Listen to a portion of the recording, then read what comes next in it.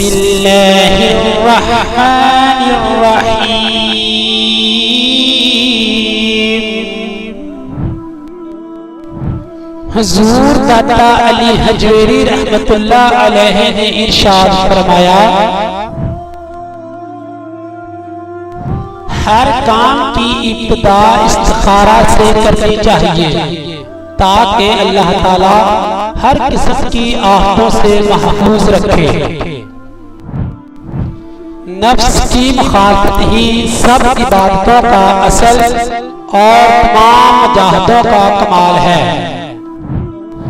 बंदे के लिए सबसे दुश्वार चीज खुदा की पहचान है।